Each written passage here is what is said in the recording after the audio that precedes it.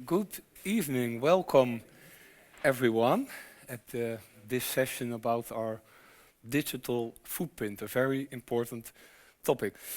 Um, every day, each of you spend many hours behind a screen, Googling, Facebooking, checking email, chatting, TikToking, sharing photos, uploading videos, watching videos, Netflix, mining bitcoins, not to forget, many activities. Tonight we have Professor Hans Hilgenkamp. I'm very happy you're here with us tonight. He is Scientific Director of the MESA Plus Institute for Nanotechnology. And Hans will explain how this computing problem, how big it could become. He has very nice graphs and calculations about it. Hans is also co-director of the BRAINS Center, and BRAINS stands for Brain-Inspired Nano Systems. And Hans is together with Wilfred van der Wiel also investigating neuromorphic computing. That's a very interesting new way of building computers. He will come to that later. Then we will have Fernando Castor, sitting over there. Welcome, Fernando. I'm also very happy that you are our guest tonight. You will talk about, or you will work also at the UP, at the EEMSC faculty, and your research is in the field of green software development. So you're basically checking how computers can be programmed in a more efficient ways, so that they reduce reduce their energy usage. That's also a very smart way of making our ICT footprint lower. Last but certainly not least, Pantelis Bampoulis. I'm very happy you're our guest as well this evening. You also work at the UT at the group of Nano Electronic Materials, group from Harold Sandvliet. And you will talk about a new way of computing with Germanene. That's a very fascinating metal substance, whatever it is. But one thing you should remember is that this material transports electrons without using energy. So silicon uses energy. That's why it gets warm and it takes a lot of energy to compute. But Germanene might solve this problem. That might be the future of computing. But before we are, we start with Hans Hilgenkamp. I want a big hand for Hans. He will give an introduction about how big the problem is and how big it will become. Thank you very much. Thank you very much, Peter. You're welcome. Yeah, good evening, everyone. Yeah, when Peter asked if I was using AI tools, I was a bit half-hearted because I don't really like these programs, the ChatGPT and all these programs and the pictures that you generate. Look so artificial, but you use it all the time in all kinds of other programs. In the background, there's a lot of AI going on, so we all use it even if we don't type anything in ChatGPT. So I will give a little introduction. Of course, the main beef for this evening will be given by Fernando and Pantelis on new concepts in software, new concepts in hardware. Our digital footprint, and it's a story about small and large numbers. So let's get started with a small number, or a very small number. This is 10 to the minus 17, and this is the energy that it costs to switch a transistor, and a transistor is the basic element of a processor, of a computer chip, and you can switch it between 0 and 1, so it's an elementary switch, and the energy cost, there are all kinds of different transistors, but on average it costs about 10 to the minus 17 joules to switch a transistor one time between 0 and 1. And 10 to the minus 18 joule is an attojoule. We call that an attojoule. So 10 to the minus 17 joule is 10 attojoule. So you may wonder, is that a lot or not? So what is a joule?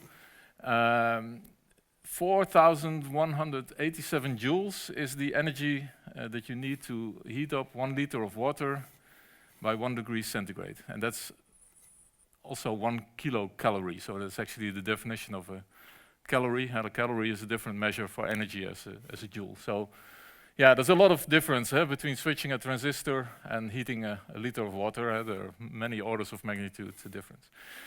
By the way, one Google search costs about 1 kilojoule. So 1,000 joule is one Google search. And one ChatGPT action costs about 10 kilojoules. So working with ChatGPT is about 10 times. Doing one action in ChatGPT costs about the same as 10 Google searches. That's quite a lot, because yeah, if you do, let's say, 25 or so ChatGPT actions, you heat up 1 liter of water by, well, 2.5 times 25. Let's say, take 40 ChatGPT actions, then that's 100 degrees of temperature difference for a liter of water. That's quite a lot. So it gives you a bit of a feeling. Okay, well, transistor, what was a transistor again? So this is the basic layout of a transistor. You have 2 terminals, the source and the drain, and you can, by applying a voltage on the gate, you put a bit of charge here on this conducting layer, and there's an insulator layer here in between. But if you put a charge here on this gate, you influence the conductance of this layer here below. So this is a semiconductor material, like silicon. And just by putting a voltage here on the gate, you can influence the conductance between the source and the drain. It's like a water tap. You open a water tap and then the water flows, and you can close it and the water is closed. So that's the same principle. And then you can connect the transistor to something else and route all kinds of currents and information through it. Now, this is how a transistor looked like a couple of years ago. In the meantime, the semiconductor industry has been working on making transistors smaller and smaller. That's known as Moore's Law. And Moore's Law has been going on since the 1970s. And the action was to make transistors smaller and smaller so that you can have more transistors on a chip. I'll come to that in a second. Let me just say one thing about the energy. So in, let's say, an electronic diagram of such a thing could look like this. So this is a kind of a capacitor structure. It's like this.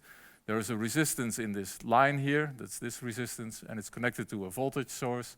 So if you apply a voltage, you charge this capacitance. You put this charge on the gate, and this energy corresponding to the charging of such a capacitor is 1/2 times the capacitance value times the voltage square. So this is the typical energy. That's this 10 attojoule of energy that is needed to switch the transistor. And the resistance actually in the line determines how fast this goes. That's the RC time. It's a bit technical. It's of less importance now. But this is the background of this energy. So transistors nowadays look already quite different. We are now in this era where the semiconductor is not anymore a kind of a flat thing, but are these kind of thin structures, and the source and the drain are contacts that are wrapped around these fins, and the gate is also wrapped around it with this insulator layer in between. So one transistor has multiple fins, and it's a way to make these transistors very small and have the same function. The industry is now moving to this concept where instead of these fins you have these nano wires. So this is then even smaller, and they will go to nano sheets, so two-dimensional layers, and Pantelis is working on these kind of materials in the next generation. And then later on, these will be stacked also. So nowadays, in the computer chip, the transistors are all in the same layer, and there's a lot of wiring layer on top of that. But we're moving now to a situation that they will stack transistor layers on top of each other. So it's more 3D. The future computer chips will be more 3D than they are now. So this is then kind of a picture of this Moore's Law. So going from the 1990s to what is projected for 2030. And actually this line goes on, continues, even down to 1970, you can draw this straight line. So these are the number of transistors that you can put on a square millimeter. And these are these different generations of transistor technologies, and we're now somewhere here. So we have moved to these FinFET structures and are going to these nano wires, the gate all around structures. So Moore's law is going on, and they have ideas how to continue with this until about 2030, 2035 in this kind of concept.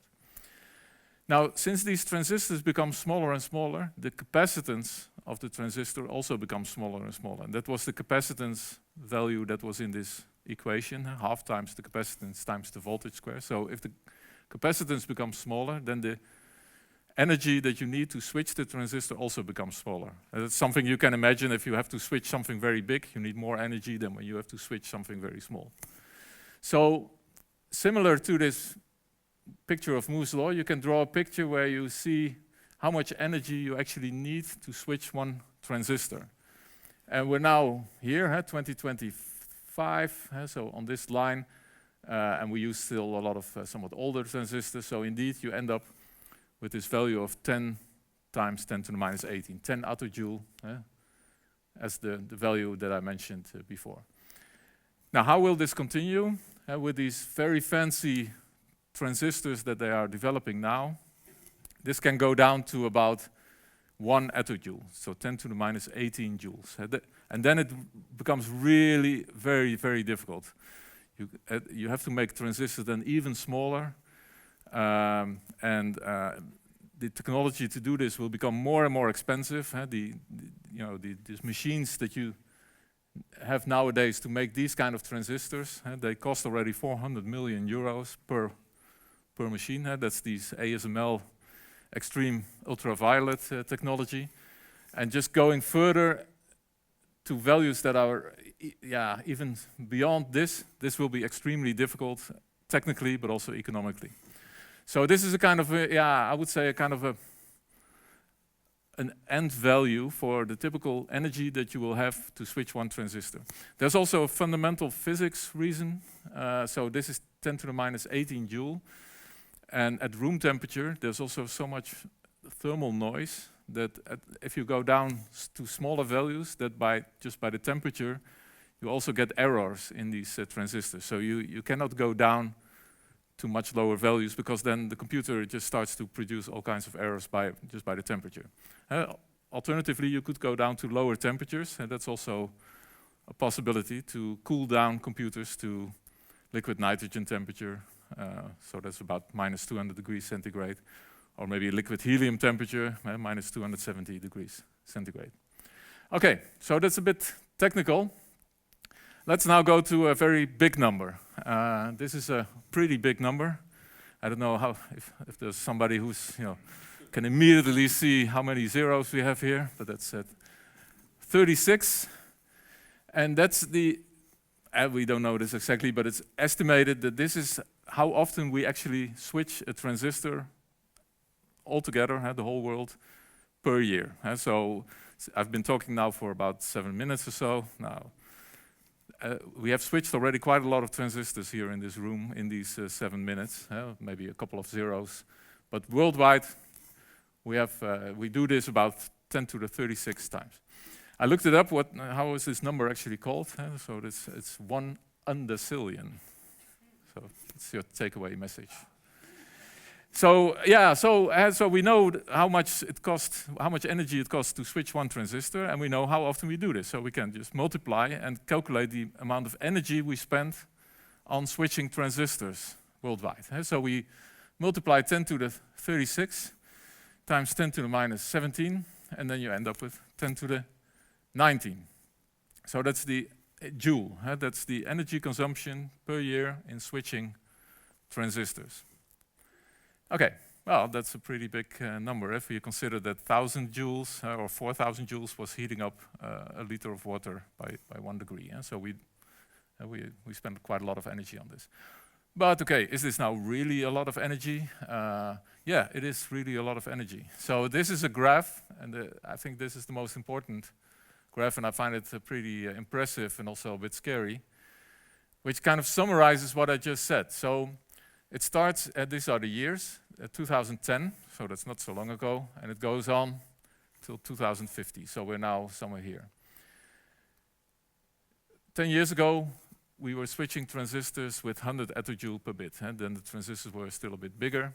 And now we do this with 10 attojoule per bit, and if this technology continues, as I just said, we are going to this 1 attojoule per bit. But we're continuously moving, using more and more computing, with all the computing that we do in the internet and the AI and your doorbell and all these kind of things. We just are using more and more computing, and we do this faster than these efficiencies of these transistors are catching up. So this is maybe a factor of 100, but in the meantime, we are spending 1,000 times more computing. So that's why this line is increasing. And we're now here at 10 to the 19 joules per year of energy consumption. This is a logarithmic plot. This is a factor of 100.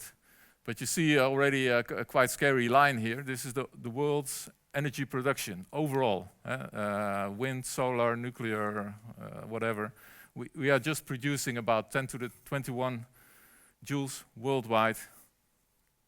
And we have to do everything with that energy.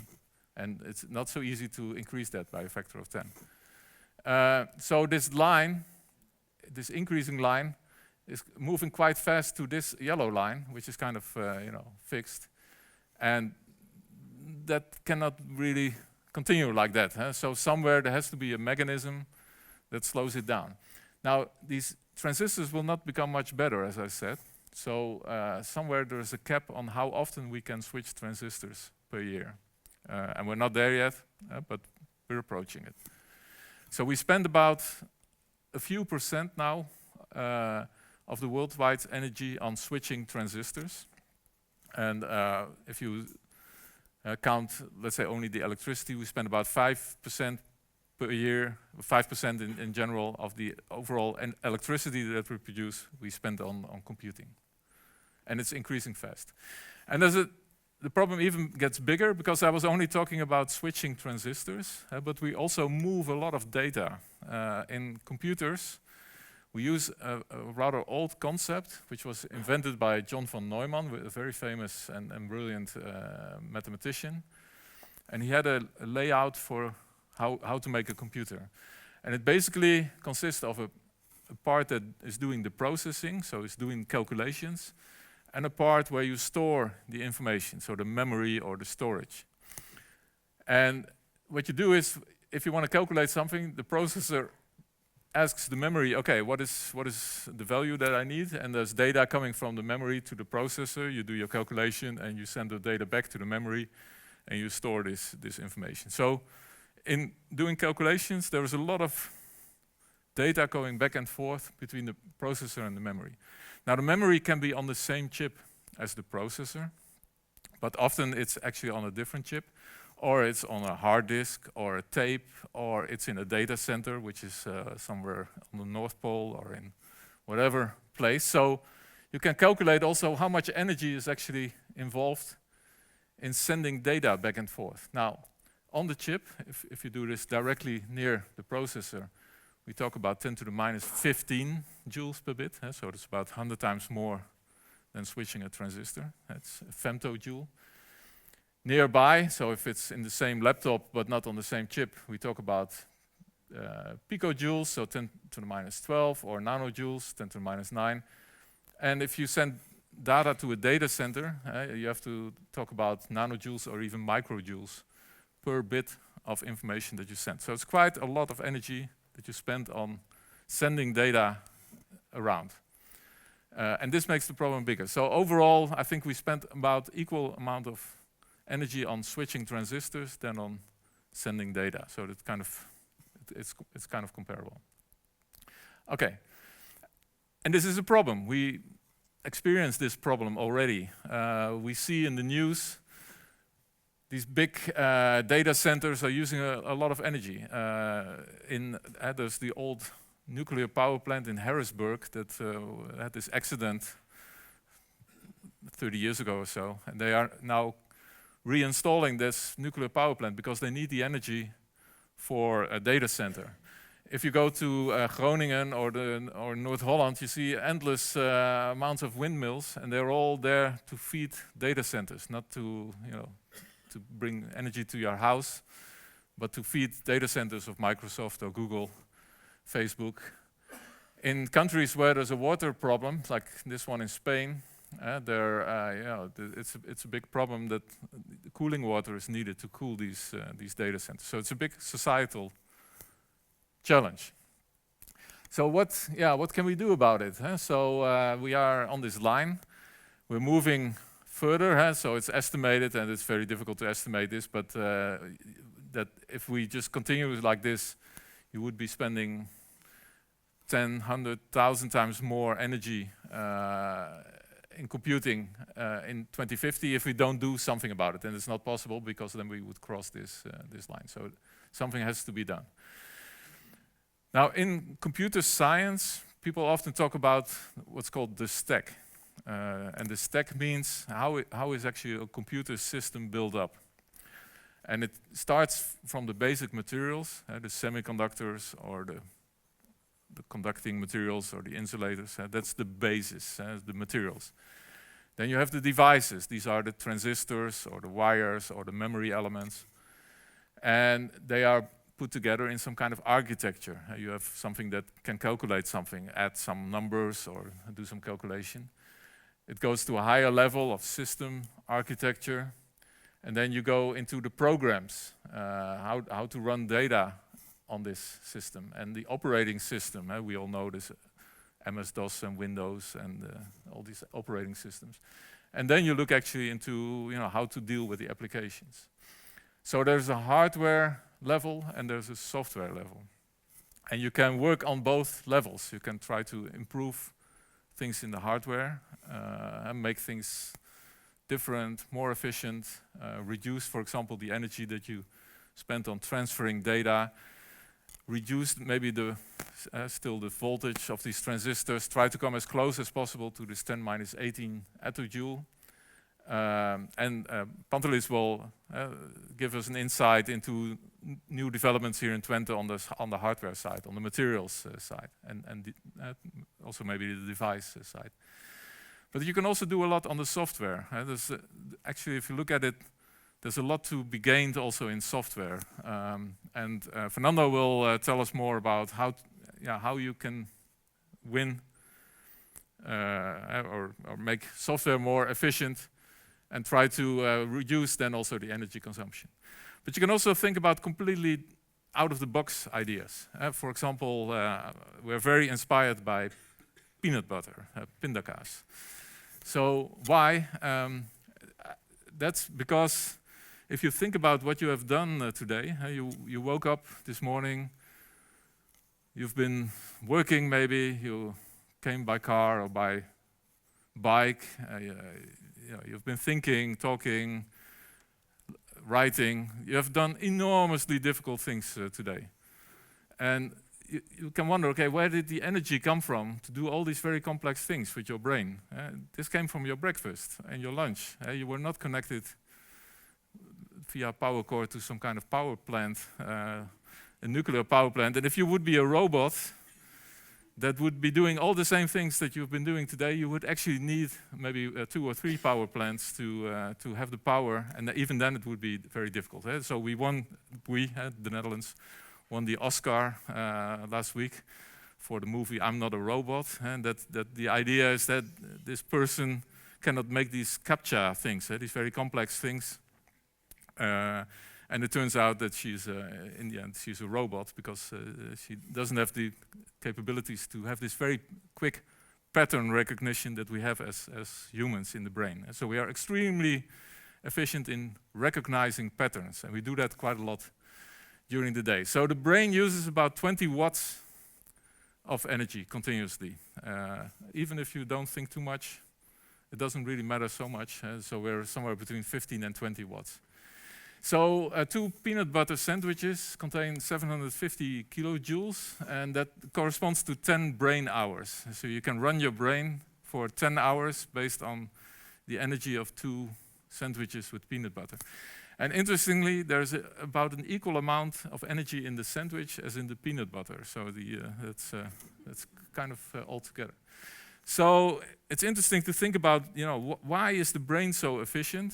and can we not learn something from that and use some of the concepts that the brain actually makes the brain so efficient also in new forms of computing?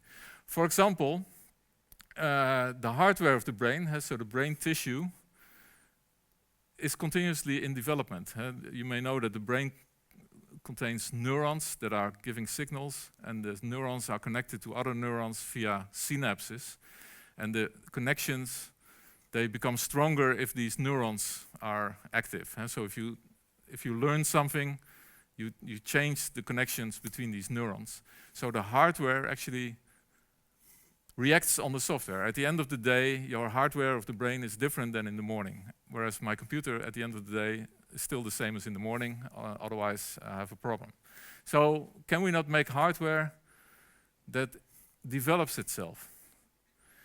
And the von Neumann concept of this separation, the brain doesn't have that. It's not that the left-hand side is the processing part and the right-hand side is the memory, although there is some complex architecture, but it's not so split as in the von Neumann situation. So it's much more intertwined. Can we not use that as well? It's much more parallel, there's much more parallel connections, and it's very 3D, of course, three-dimensional. This is also something that we could explore. And the brain doesn't work with zeros and ones and transistors and all that. It works with spikes, voltage spikes. And so it's much more analog than digital, and actually in a very noisy environment. Now, we are trying to understand and talk also with neuroscientists how the brain does that, and try to translate this to new materials, to new devices, to new architectures, to this whole computing stack. We try to redevelop that with these concepts in mind, and we call that neuromorphic computing, so based on the shape of the neural systems. That's something in development. I'll be happy to tell more about that in the forthcoming years. We do this with a very big consortium. This is a national science agenda program that I'm leading myself, with all these partners involved, academic partners and industrial and societal partners doing all this work together. I'll be happy to say more about it, but I think my time is up, and I would like to pass on also to Pantelis and Fernando. Thank you. Thank you very much, Hans. Please stay. Thank you, Hans, for your crystal clear talk. I read an article where you were interviewed about photonic chips. Yeah. And DLT is building a facility, New Origin, I think it's called. Yeah. Could you say a little bit more about, so you're not calculating with electrons, but with photons. Yeah. What's the difference? How much more efficient is that? Could you say something about it? Yeah, that's a good point. So in computing, nowadays we use these transistors, and they're all connected with electrical connections, and the whole thing works electrically. But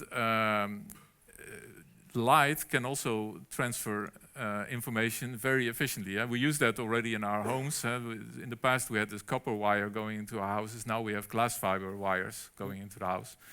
So there's a development that also on computer chips, part of the functions, especially transferring information, is not done anymore with electrical connections, but with light. You cannot make a transistor with light, so there are some complications. So you have to do some things electronically, but then switch from the electronic signal to a light pulse.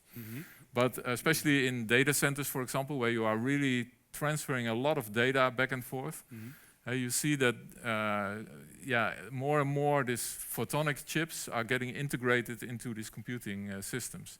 Okay. And here in Twente we are very good in making chips with extremely high quality light waveguides, as they call it. So it's a technology based on silicon nitride, and silicon nitride is a very good material to pass light.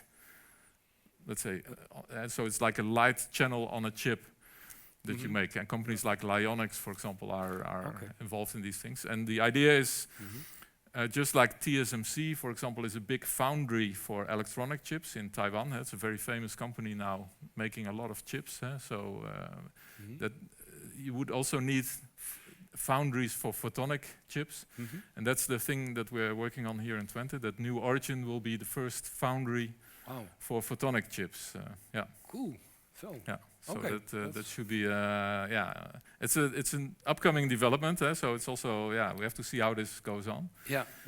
But it's I think it's really interesting. Yeah. Yes, it is. I'm very proud of Twente that we have the first facility. Yeah, for maybe in building a these couple of years. Yeah. So it will be across the street. That's the plan now. So Yeah. Okay, that's very cool. You have a question? I will come to you. Yeah. Thanks for the amazing talk. I loved it. I made so many notes. By the way, my autocorrector keeps trying to correct undecillion. Doesn't doesn't know it yet. Fascinating talk. You were talking about new approaches to computation, like general purpose computation. Can you tell me something about more specific kinds of computation, in particular, since you mentioned TSMC, the kind that we need for machine learning? Because they have a monopoly, there's a monopoly for a certain company from the US, and Right. maybe we would like to have more competition. I can say something about this. Yeah. So Thank you. a lot of computing now goes into this AI business. So neural network is the basis for this AI. So all these ChatGPT kind of things, in the end, they look a bit like this. So they have this is called a neural network, and they have different layers. So this is the input layer, and then this is the output layer, and there are some layers in between. Now, the input layer could, for example, be a camera. With a camera, you have 1 million pixels or so, and every pixel is connected to an input layer. So this is just one pixel, this is another pixel. And this system can be trained to recognize whether the image is a cat or a dog or a car or whatever by changing these values of these connections in between. So this is then let's say the synapse, and this is the next neuron. So the value of this neuron, the value of this element here, is the value of this one times what is called the synaptic weight, this connection here between, plus this value times this synaptic weight times this one, etc. So this is how it works now in this ChatGPT kind of thing. And the training of these kind of systems is to optimize all these values of these synaptic weights so that there's a good relation then between the input and the output, that it can actually recognize the difference between a cat and a dog. This is how artificial neural networks work nowadays. And there's a very basic operation that you do all the time, and that's called a multiply and accumulate operation. So what you do is you multiply this value times the synaptic weight, and you add it to this value times this synaptic weight times this and this synaptic weight. So you do multiplications and you add something up. In mathematics, you call this a matrix vector multiplication, and you do this all the time. And the question is, can you do this more efficient? And in this idea of this neuromorphic computing, we want to do this by playing with resistor values. To make the synaptic weight really in a material, that this is not kind of a software thing where you store the synaptic weight in a memory, but that you have a real physical element where the resistance is adjustable. And that's something you call a memristor. It's very technical now, it goes into too much detail for today. But this is a way to make, and that's then this neuromorphic computing concepts that we're working on, to make these multiply and accumulate operations in a kind of automatic way. By adjusting these resistance values, you have kind of automatically you get this multiply and accumulate function without transferring data to your memory. That's just one concept.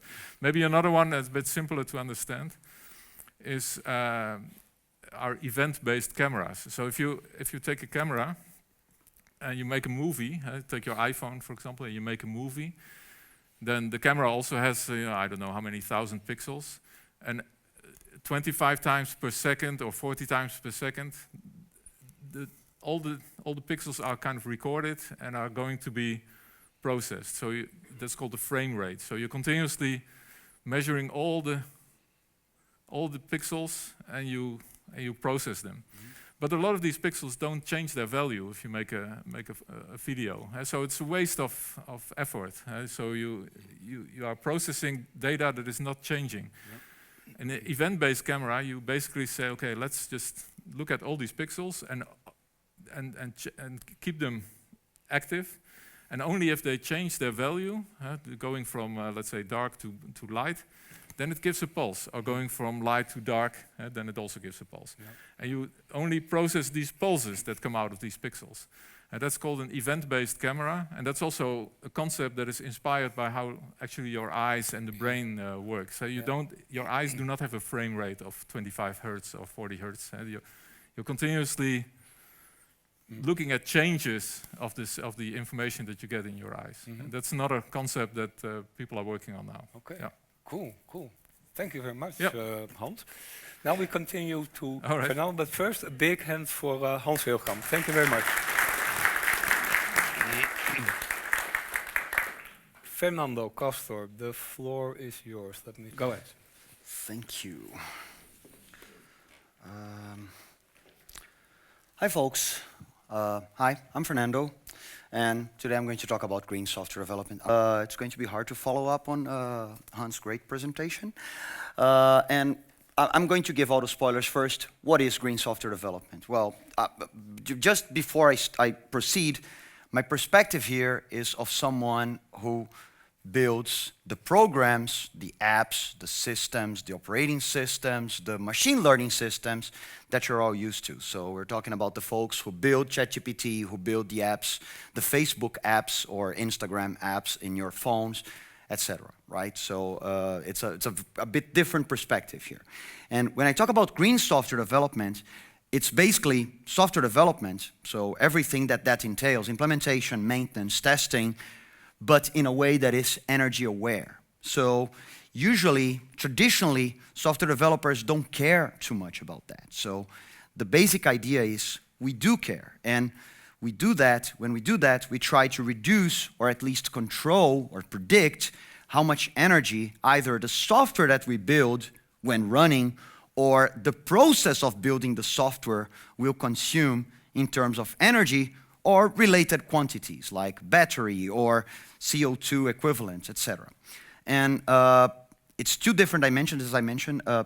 Either you consider both the construction of the programs and also the programs themselves, what they consume when running. And the basic activity in green software development, the most fundamental block, the thing that sort of differentiates it from what could be called traditional software development is that you want to quantify energy use. So you're worried about how much either the software or the process that leads to it consume. And you know, for the physically minded, I know software is just information. Software does not consume information directly, energy directly, but when it runs on a hardware device, that hardware device does consume energy, and that energy is sort of driven, controlled by what the software does. Furthermore, for the physically minded, I know that talking about energy consumption is not completely precise, but we're going to go with it anyway. And why do we care about that? So why do we worry? Well, first of all, because the environment, I hope I don't need to convince you that you know, computations consume a lot of energy. Thank you so much, Hans, for that. You know, it's not just us academics talking about this. You know, policymakers already worry about this. So this is a POST note. POST is the Parliamentary Office of Science and Technology of the UK. So they look at research to inform policy making. And in this POST notice, which was published, a few years ago, they actually directly refer to making software more efficiently, designed to be more efficient, because that has an impact on the energy consumption of computational systems. Fortunately, it's not just in the UK that folks are worried about this. So here in the Netherlands, there's also some worry about this. So this MP, Barbara Kathman, last year, I actually noted down that sentence that she said during a presentation at ICT Open, which is an event of the Dutch computer science community, research community. But maybe you're not that worried about the environment for reasons, but there's also user experience, right? So there are many. This is a plot from just one of them, but there are many surveys that ask users of phones what bothers them in their phones, and usually the winner is poor battery life. That's first place every single time. Users are very annoyed by phones that deplete batteries very fast. And if you have ever been in a meeting, a Zoom meeting, or Google Meets or Teams meeting where your laptop was not connected to the power outlet and you started feeling anxiety because of how fast the battery is going away, you're not alone. There are actually folks who do research on that. This is Ivano from De VU, Amsterdam.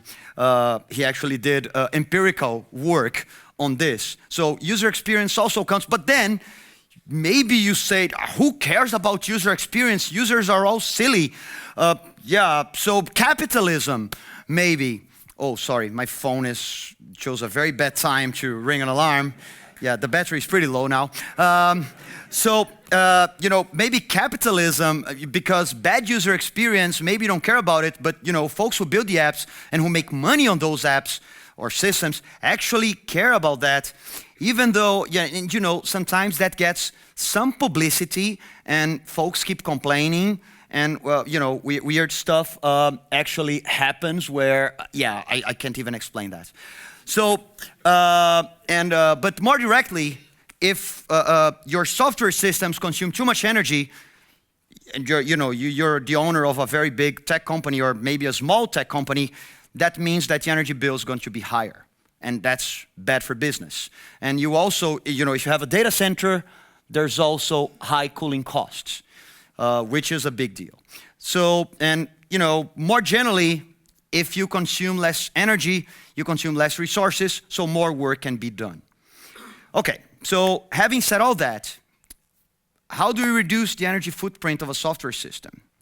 Well, that's very easy, okay? No complicated formulas, nothing. It's just two approaches. Either you do less work, or you work more efficiently. That's it. I could finish my talk now. So just some examples so that you can, you don't go out there saying he didn't talk about anything. He just presented nice pictures. You could, use location without the GPS. That's possible because the GPS requires lots of transmission that is very expensive. You can do approximate computing. So, for example, if you're working on an application, if you're developing an application where you have approximate results are acceptable, like in some calculations, some simulations in particular. If you just skip some parts of the computation, that could still produce good enough results, but save significantly on your resource usage. And of course, you can always enter airplane mode, which I do all the time. When it comes to working more efficiently, you can use better algorithms and data structures. The term algorithm sort of lost its meaning with all this AI thing. I'm not going to go into that, but it's very annoying. You can also make your device run in low power mode, so software controls that usually. So it will basically require less power to do things. It will still do all the computation. It may take longer, I'll go back to that, but it will consume less energy. And of course, a very interesting example, depending on your kind of screen, if you're talking about a cell phone, you can use less expensive colors, because in OLED devices, different colors cost differently in terms of how much energy they consume, so you can choose a different color scheme that consumes less energy. A question that always comes up when I talk about this topic is, okay, but you're talking about worrying about energy, but that's extra work. Why not just do stuff faster? Because in computer science, at least for computationally expensive tasks like machine learning, for example, why not just do it faster? You know, do it as fast as possible, because contemporary machines are really good at spending almost no energy when they're doing nothing. So if you get to idle state, to an idle state, and to a state where the machine does nothing as fast as possible, you end up saving energy.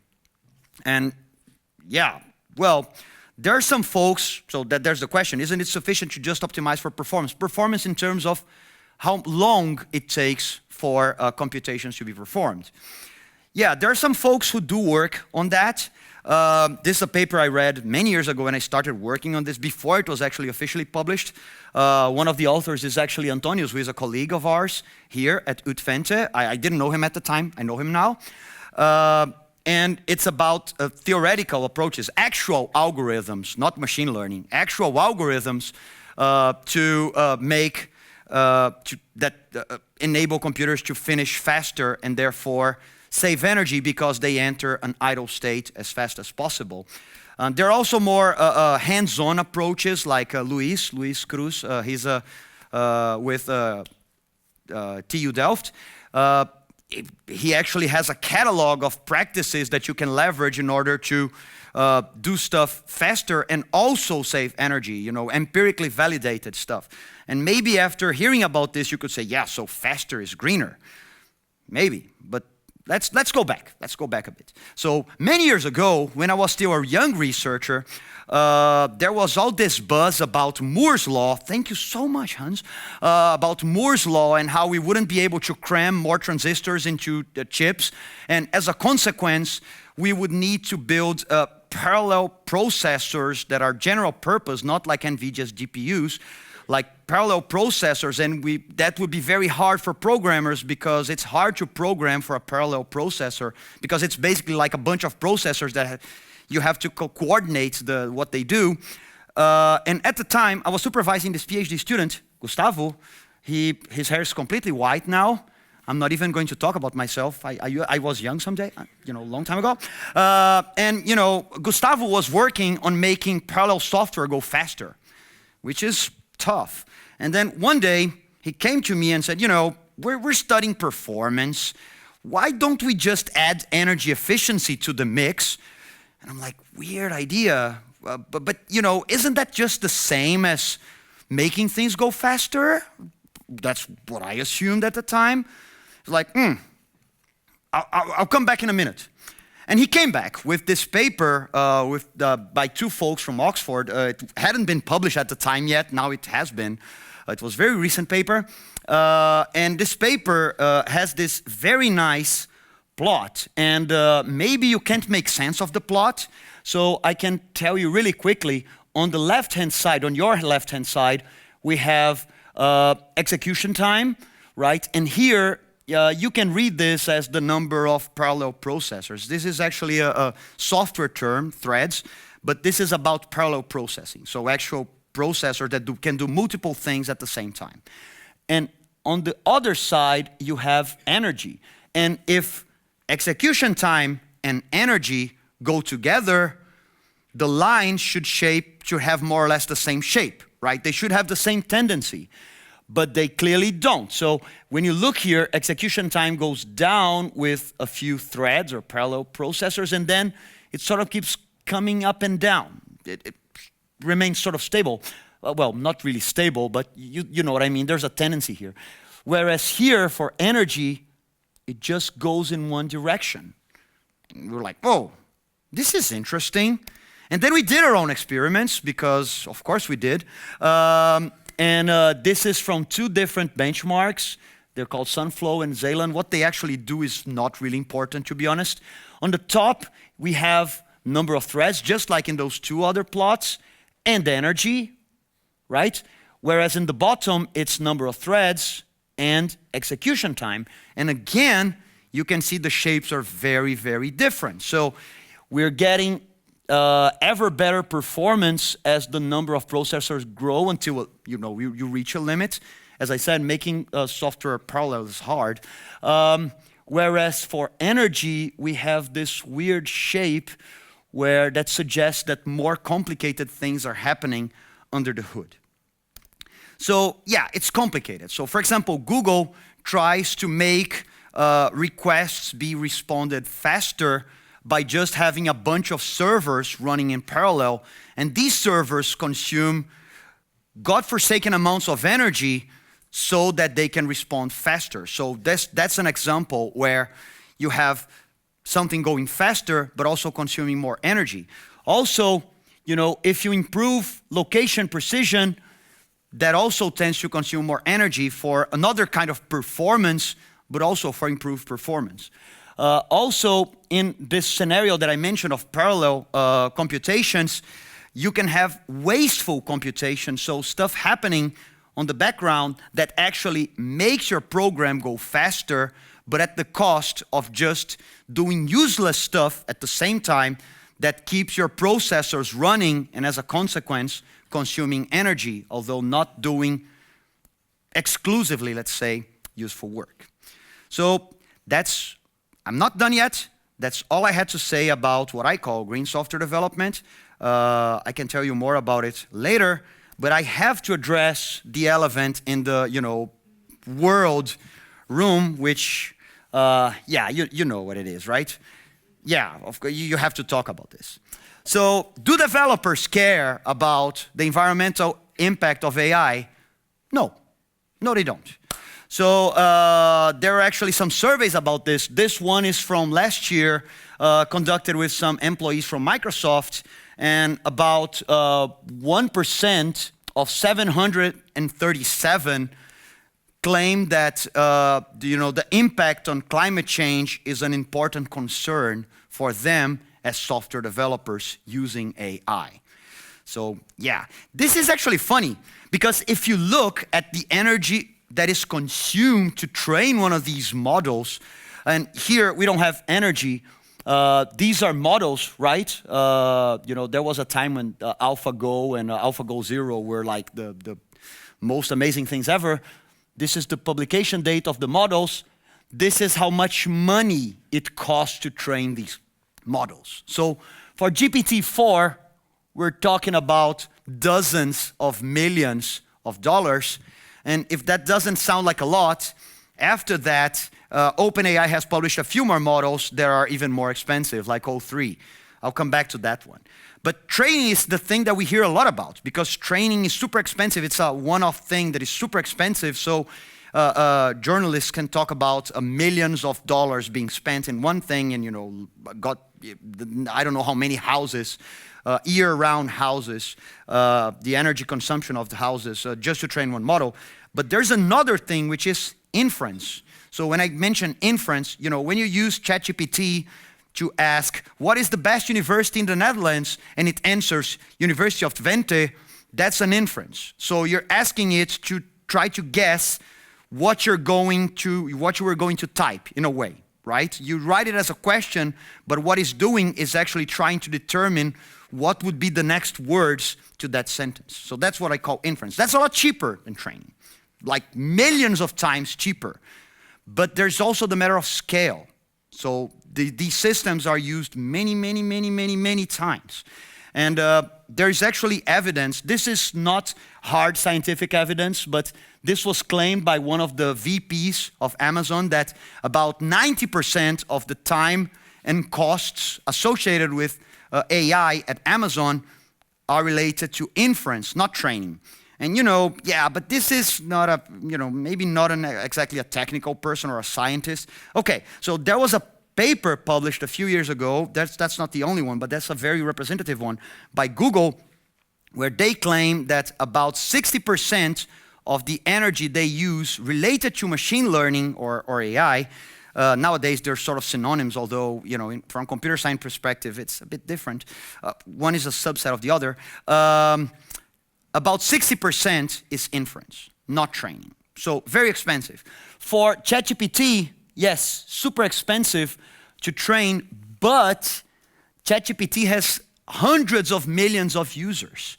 And if a small percentage of those users makes a query per day, that will surpass the cost of training by far in a relatively short amount of time. So, we don't have the statistics because OpenAI is, the name sounds like a joke. And more recently, we had these models that this new model by OpenAI called O3, super interesting. This model was given a set of a few hundred problems to solve. These are problems that in theory are easy for humans, not so much for computers, and it achieved a success rate of 92%, I think, something like that. 91.5%. But the set of problems has a constraint. It has a budget that, the system solving these problems cannot surpass that budget, and that budget's about $10,000. And it did go way beyond that budget, but, and then they had to downscale it, and then it achieved a success rate of about 83%, which is pretty good. The thing is, in order to get that higher success rate, so for this 83% success rate, the cost of solving one problem is estimated to be about $17. For the 91.5 success rate, the cost is estimated to be, it's a bit small here, but I wanted to preserve the document, about $3,000 per problem. We're talking about hundreds of problems. So there's no economic feasibility to this, right? It's not just an environmental matter. There's no subscription price that can cover this for OpenAI. And yeah, this, I promise, I'm almost done. Yeah, there are many different ways of making machine learning more efficient. We're still working on them.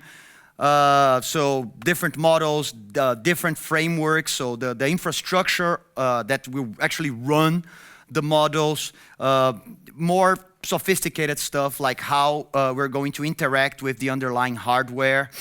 But that's something for another day maybe. If you want to know more, we have a few papers on this, of course. But having said all this, I'm going to wrap it up because I'm 1 minute over time.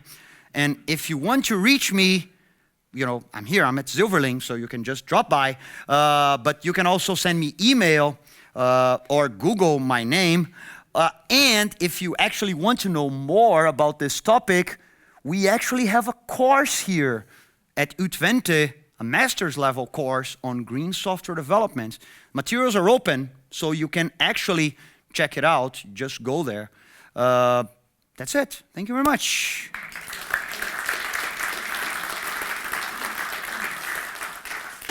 Fernando, thank you very much for your energetic talk. Training is what Hans was talking about, because you can see one of these models. I think the simplest way of thinking about them, think of a matrix, matrix, right? The stuff you learned about at school. So it's a matrix, a very, very big matrix. It's actually a bunch of matrices. But think of it as a matrix with a bunch of numbers. And these numbers initially are random stuff. But as you give, by means of some mathematical transformations that I don't think it's worth talking about, but the numbers of this matrix, they are adjusted as it sees more examples. These examples, they are coded as matrices themselves, and they cause this matrix, the model is just a matrix, to be adjusted. And since it's a very big model, it's able to deal with many different examples of information. So that's the training process. That's the training. Inference is, given this example, do something useful with this based on what you know by means of geometrical operations, linear algebra operations more specifically. So, for example, given an image, tell me whether it's a dog or a cat. Or tell me what's the next word that will happen right after my sentence, like what's the best university in the Netherlands? Yeah. One question, you talk about costs, but who is actually paying for those costs? Well, the direct costs, I would say, are paid by the companies hosting the infrastructure that will run these models, right? Because these operations, these linear algebra operations we mentioned, and all the stuff that happens when you access a website, for example, it goes to some computer somewhere that will consume energy. So the entity that directly pays for this is the company hosting the infrastructure. But that infrastructure sometimes is offered to others. That's what we hear about as cloud. So cloud is basically, you can use my computer to do your stuff. In summary, there's more indirect answers, which is subsidies pay for part of these costs as well. So countries want their data centers to be at within their territory because we don't want our data to go somewhere else, for example. So how do we attract companies for that? Well, we create legislation, and we also give some incentive, the country, some incentive for the data center to come. And you could go a bit further than that by saying who pays the cost? Well, your taxes as well, because that infrastructure will require some more basic infrastructure in terms of energy to actually feed that, and building that infrastructure, it's tax money. So that's a few levels you can look at this. And Fernando, is this also the reason why China is evolving so quickly in the AI field? Because they have... Oh, yeah. Yeah. Yeah. You want me to comment on that? Yes, please. Yeah. Okay, so there was this thing relatively recently, about this model called DeepSeek from China. You probably heard of it. My father is visiting me. I'm not from here, you can tell, I'm from Brazil. My father is visiting, and one of these days he came to me to ask, what's this thing with this DeepSeek thing? He doesn't use ChatGPT, so he doesn't care. I tried to explain to him. So the thing is, these models are super expensive, right? They require very intensive computation. So the cost that I was mentioning here, the $3,000 per inference, that's energy and infrastructure, basically, right? So it's very expensive infrastructure that consumes a lot of energy. So the thing with DeepSeek, that model from China, is that they basically built something similar to OpenAI's O1 or O3 or GPT-4, the models behind ChatGPT, all of these. But not only does it work as well as these models, but it consumes a lot less energy. It's a very big feat of engineering, and that's very scary for US-based companies, because first they feel like, oh my God, I'm not number one anymore. But also, not only that, there's a more economic reasoning, which is there's this very big company in the US, which used to be the most valuable in the world, maybe it still is, NVIDIA, and they profit from the fact that these models consume godforsaken amounts of computing power.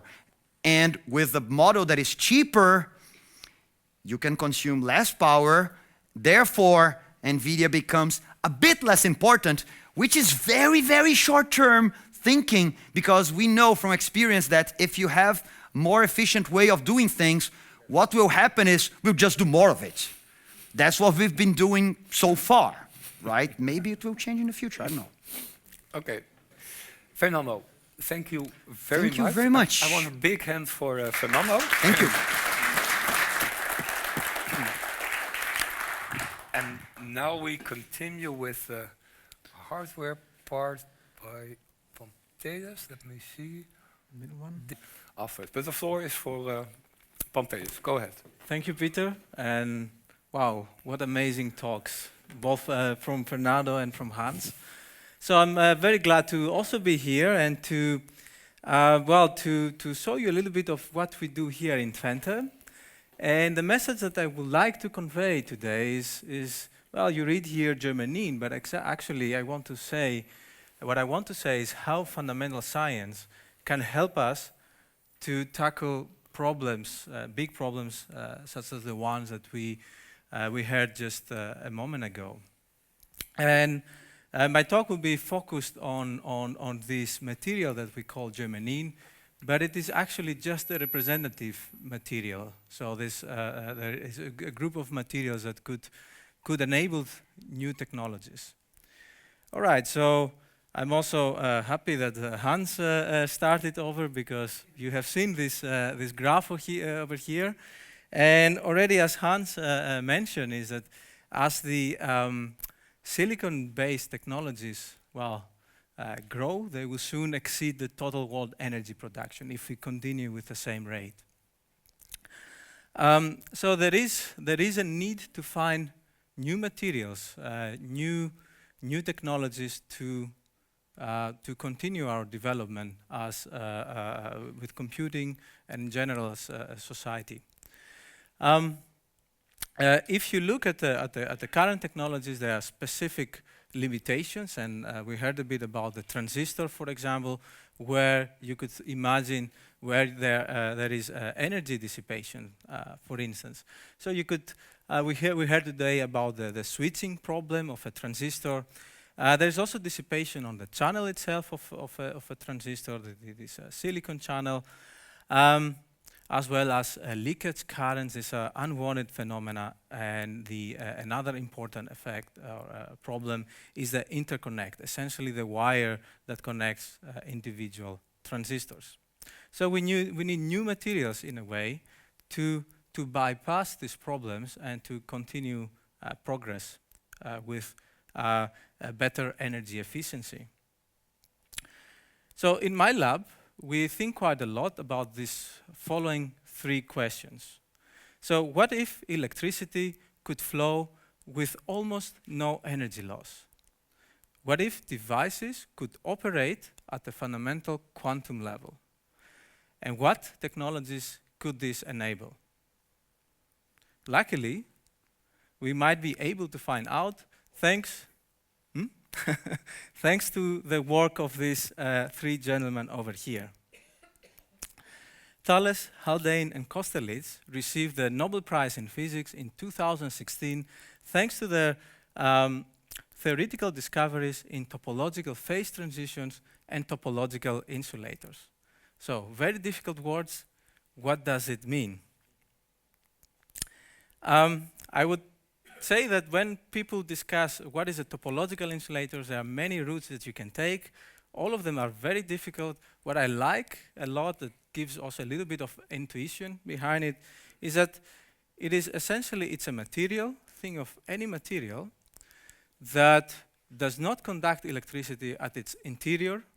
So it is what we call an insulator at its interior, but conducts electricity along its edges.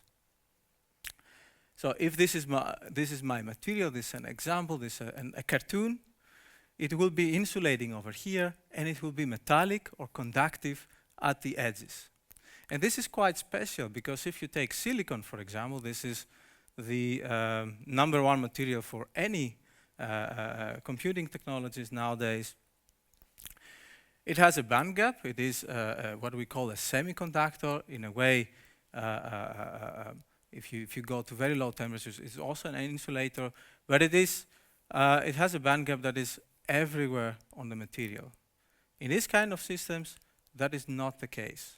So they will have different properties at the interior and different properties at the edges. Now, what this material has also very special about it is that a topological insulator, if you look exactly at the edges of that topological insulator, at the metallic edges, you have electrons that are flowing in what you can think of an electron highway. And you have 2 directions. You have one direction where only the spin-up electrons go, and then a different direction, the opposite direction, where only the spin-down directions can go to. Now this property, we call it spin momentum locking. Not so important, but what is important is that it allows to conduct electricity with almost no energy losses.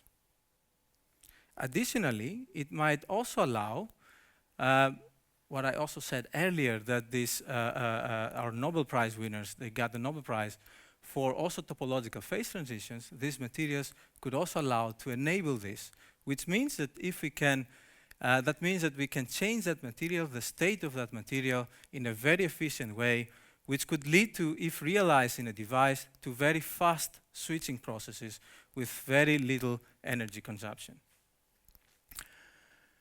But can we experimentally realize these materials? The answer comes from another pair of Nobel Prize winners. So around 2004, these two gentlemen, Andrei Geim and Konstantin Novoselov, they discovered what is called the wonder material graphene. That is a two-dimensional material, which means that this is a material that is only one atom thick. And it consists of carbon atoms that arrange themselves in this honeycomb lattice. So this is, over here, it's graphene. And what they managed to do, they managed to isolate graphene and measure its, some of its incredible properties. How they did that? They did that using Scotch tape. So graphene, essentially, it's a form of carbon. If you take your pencil, it has graphite, right? So graphite is has many layers of graphene. So if you take a Scotch tape and you attach it on top of your graphite, you peel it off, something like that over here, you get a mess of a black little flakes. You take that, you press it on top of another substrate or another sample, then you get an image that looks like that. That is an optical microscope. And what you see over here with this faint gray blue color, that is a single layer of graphene. That is a single layer of carbon atoms. And you can actually do a bilayer, 2 layers, 3 layers, and so on. And this material has some incredible properties. It is a very good electrical conductor, much better than copper, but it is also, despite its very small thickness, very strong material, it is very flexible, it is impermeable to gases, and so on and so forth. But it has another unique property. It is a topological insulator. So these two guys over here, Eugene Melle and Charles Kane, they predicted theoretically that graphene should have these amazing topological properties. It should have a band gap at the interior. What that means, it should be insulating, it should not conduct electricity at the interior of the flake, and it should be conductive along its edges. With these two edge channels, these two highways of electrons, a spin-up channel and a spin-down channel. So we have the material, we have the theoretical prediction, but there is one problem. This band gap that we need in graphene is extremely small. It is in the range of a few micro electron volts, which means that to access these properties of graphene, we need to go to extremely low temperatures, about minus 277 Kelvin. Practically, well, experimentally, something probably we can do. Practically, for any transistors or other applications, it's extremely difficult. However, we can think of replacing the carbon atoms in graphene with other elements. And there is a prediction that by doing so, we can increase this band gap. What that means, we can bring these nice properties to a temperature range that could also be of practical use. So if you take the periodic table, you see carbon over there. These are the elements of our graphene. And if you think of replacing, you take this honeycomb lattice and you replace all the carbon atoms with a heavier element. Take, for example, silicon or germanium or tin. These heavier elements that are isoelectric. That means that they are quite similar to that of carbon. You can imagine that you can, let's say we can do that. The prediction says that this band gap of the honeycomb lattice will increase with the atomic number. So the heavier the element, the larger the band gap. So you could do that with silicon. That was we call silicene. Again, a honeycomb lattice, but now with silicon atoms. But you can also do that with germanium, and that's what we call germanene. So a honeycomb, a hexagonal network like a chicken wire of germanium atoms. Now the nice thing is the heavier you go, the lower down your periodic table, this band gap is larger. And in the case of germanene, that is quite special because it has large enough band gap to see these nice topological properties, this highway of electrons up to room temperature. But again, there is one problem. Unlike graphene, that we can remove it from graphite, from our pencil, germanene does not exist in nature, so we have to synthesize it. And we can do that in our group, but we need to work at ultra high vacuum. And the problem is that germanium and all these elements and this very beautiful structure that you see of this honeycomb lattice is very sensitive to ambient conditions. It's very sensitive to air. So we have to use these big vacuum chambers over here to make the material. And we can do that. On top of that, what you see over there, you see our microscope. We can use our microscope to study the material, to measure its structure and to measure its electronic properties. This microscope is called a scanning tunneling microscope. It operates as follows. It uses the quantum mechanical effect, which is called quantum tunneling. If you bring a very sharp needle, and you see here such a needle with an electron micrograph over here, this is extremely, extremely sharp. You bring it very, very close to your surface, below a nanometer distance. Then you apply a voltage bias between your surface and your needle. You generate current even though the two materials are not in contact. This is due to quantum tunneling. So we can do that very precise, and we can measure, there's a beautiful example over here. We can measure simultaneously the structure of the surface. We can see individual atoms. These pillars that you see over there, these are individual atoms, but we can also see the wave nature of particles. These are electrons inside this coral. This is called the quantum coral. These waves that you see over there, these are electrons that are scattering back and forth between these atomic barriers that you see over there. And we see very nicely the wave nature of our electrons. So we can do that. We can make our germanene, and we can use this microscope to study its properties. This is an image of germanene. This is an atomic scale image of the honeycomb lattice of germanene. We can even zoom, and you can see the size over there. Essentially, this is about 20 by 20 nanometers. Every single dot that you see over there is a single atom. And if you look closely, you will see them very, very nicely. You see every single atom, and you see the beautiful honeycomb lattice of germanene.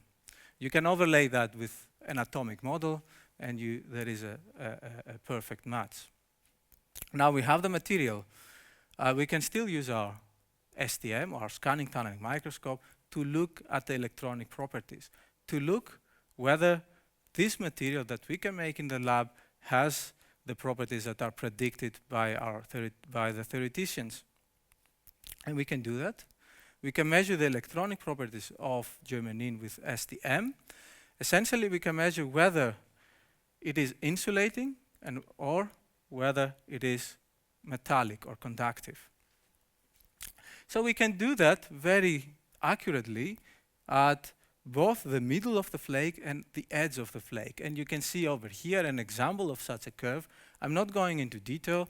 What you see with this is what we call the differential conductivity. It is simply a measure of the conductivity of the surface as a function of the bias. Without going into much detail, the white graph over there indicates that germanene is an insulator at the middle of the flake. And the red curve over there, that it is metallic, that it is conductive. And you can notice here for the experts that this one goes to 0, the other one does not. The white one goes, the red one does not. Okay, we can even map that. This is again the edge of germanene. This is an image of how conductive the surface is, and you see that the edge is extremely more conductive than the middle of the flake. So we have a proof that germanene has this topological properties.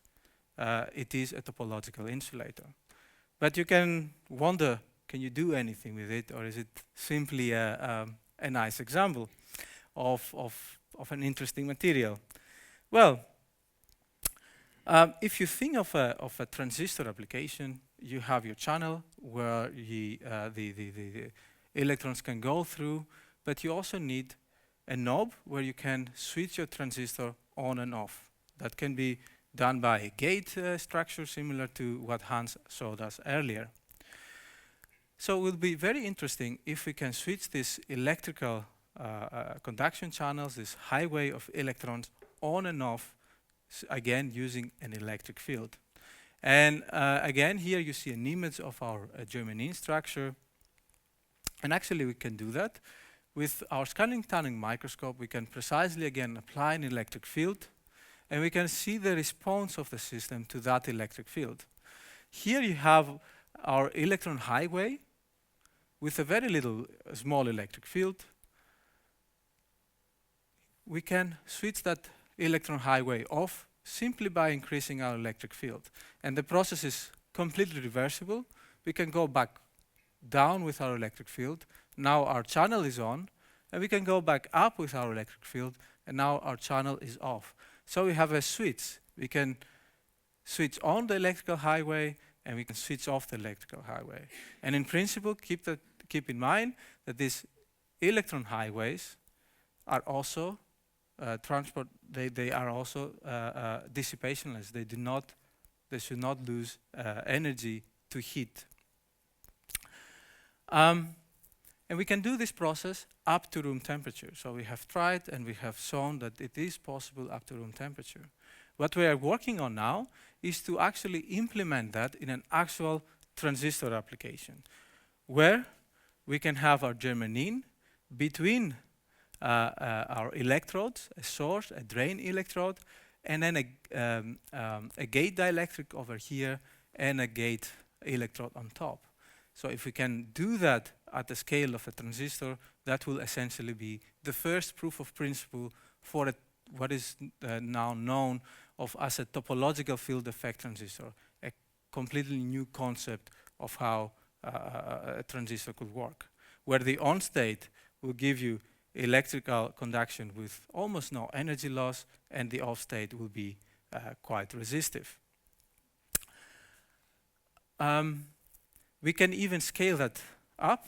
So we can make, instead of making one Germanene layer, we can make strips of Germanene, very, very narrow, and we can place them very, very close to each other, which means that we can scale up the process and we can make many, many transistors in a way next to close to each other. And we can have a maximum linear density of about 66 electron highways next to each other in 100 nanometers area. But as I said at the beginning, this is just an example of such wonderful materials that are topological insulators. Throughout the world, there are a lot of groups that work on other systems, and together all we make significant progress, and there are much more materials that could lead to such a revolution. Maybe to end with such a slide again, very similar slide to the very beginning, one that also Hans discussed earlier. We are heading to a point of no return with the current energy consumption. And we have two options, either to slow down a lot or to keep going, but with more efficient technologies. What these materials offer is to reach that quantum limit, that fundamental quantum limit, which will drop the energy consumption of our devices to many orders of magnitude below what we have nowadays and what we will have in the future. What is left to do, and what we are keep doing in Twente, here in Twente, is to show whether indeed our electrical conduction along these edges happens without energy loss, and how long what is the distance that this occurs, what is the limit there. How fast is the switching process, that is also very important. And whether we can modify such a system further to go to a new application, which probably you have heard here, some of you, quantum computing. How we can modify this guy over here to make robust quantum bits. With that, of course, I would like to acknowledge the whole group in Twente, and Harold is also over there, and to thank you for your attention.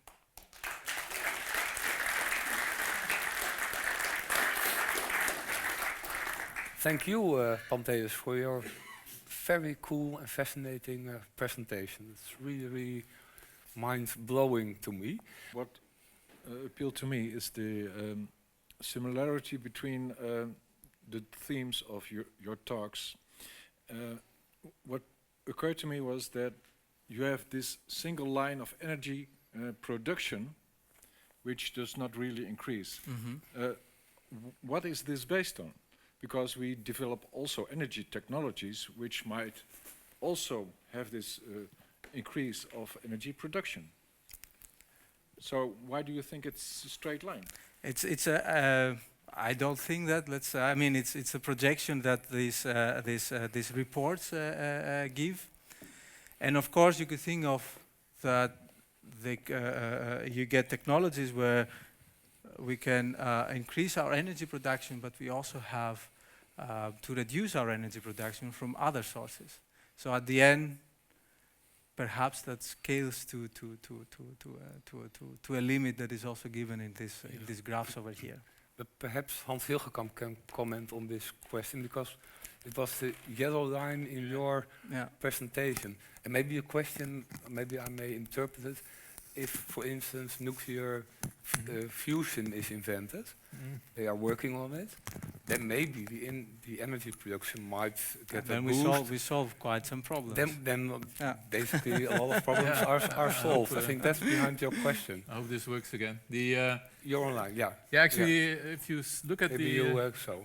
Okay. This You looks want better. Yeah. If you go back a few, to the this first picture. This line is actually is increasing slightly. So there is an increase in the worldwide energy production, and it's quite conceivable that because of the demand for electricity, and also that new technologies to make electricity, that this will actually go faster. So you see now that there are technologies to make small modular nuclear power plants. So all these data centers are now looking into having small nuclear power plant next to the data center.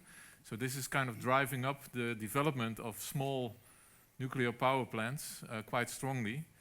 So it could be that actually the push by the green line will lead to an increase also of the yellow line. But you have to keep in mind that an order of magnitude in the worldwide energy production would be a very big thing. And you also need not only the energy production, but also the cables and all that. So we have the congestion now on the grid, which is a problem. So this comes with a lot of difficulties. Yeah. But the line is not completely flat. The energy production is increasing already. Yeah. Yeah. Okay. Nuclear battery on your electric bike? Well, actually, it's not so far-fetched. I'll explain you. Oh, okay. Yeah. So that's this development of what's called SMR, so small modular reactors. So these are like mini nuclear power plants. Yes. And this is a development that's going quite fast, where the idea is that basically you could have many more of these small power plants. And then there are these other developments like thorium and fusion, which is not so easy. Fusion reactors, I'm not so convinced that this will actually be the technology that will take off. Okay. But to come back to your question, so the nuclear battery for your bike, that's actually research that is taking place also here in Twente. That's serious. Yeah. Cool. The idea there is that you have materials where an atom has a nucleus and an electron cloud. So all atoms have protons and neutrons. They are in the atom core, and the electrons are flying around it. And the atom core can be magnetic. So some materials have an atom core that is magnetic, And what you can do is to, with the topological materials that Pantelis has described, with this highway of electrons, Yeah. that you basically you pass a current through it, let's say in this direction, and that means that all the electrons that are moving in this direction, they have the same spin. That was what Pantelis said. So they, for example, they have this upspin, and they align all these nuclear magnets in the same direction. And then in this way, you store energy in the nuclear spins of these atoms. Okay, cool. And then you have charged it up, so all the nuclear spins are then aligned. And then you can use it, because then if they go back, they produce a current in the other direction.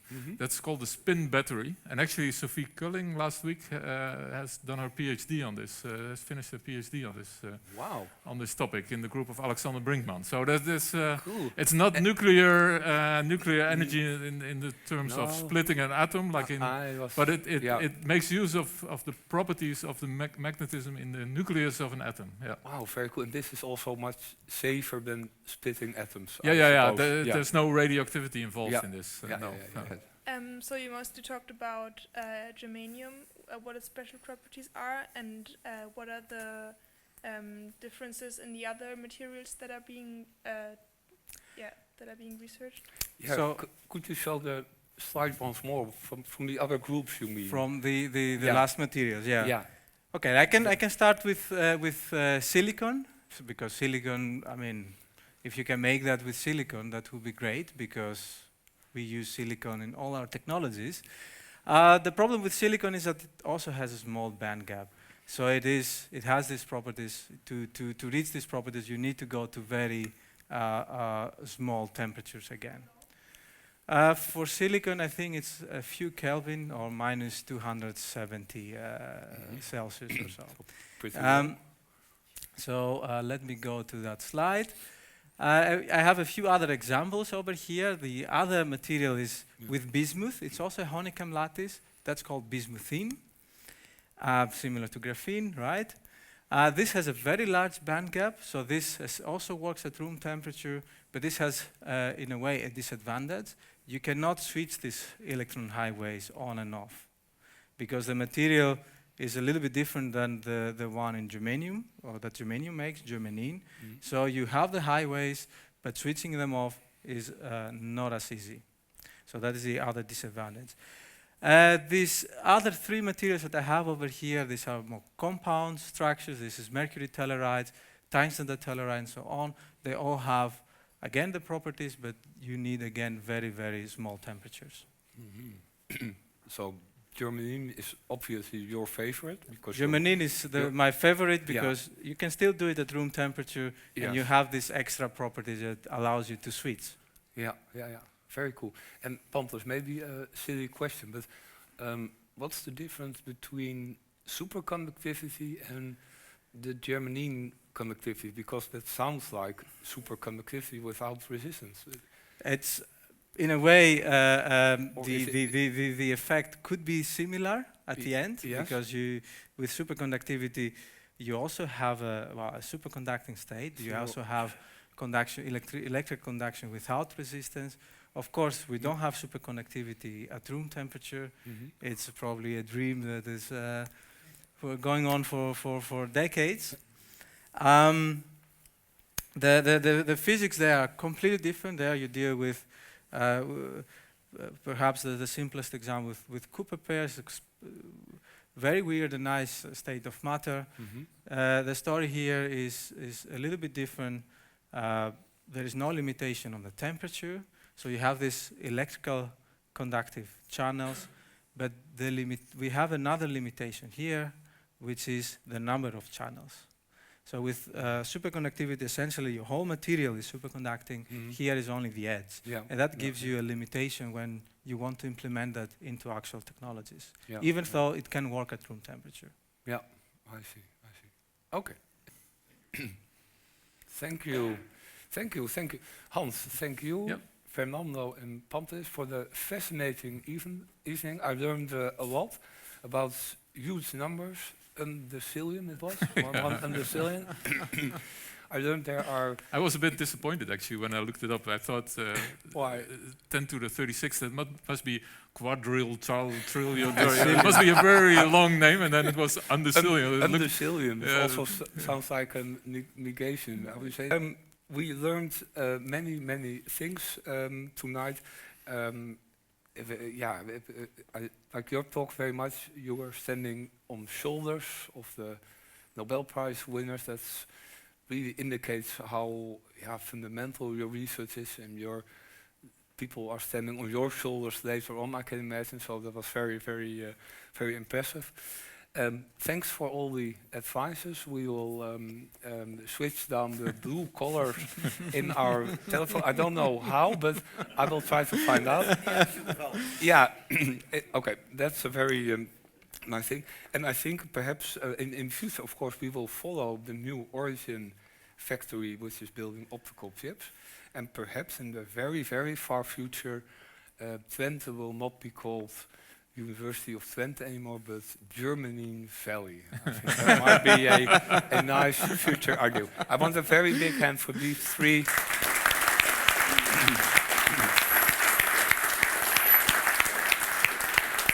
Thank you.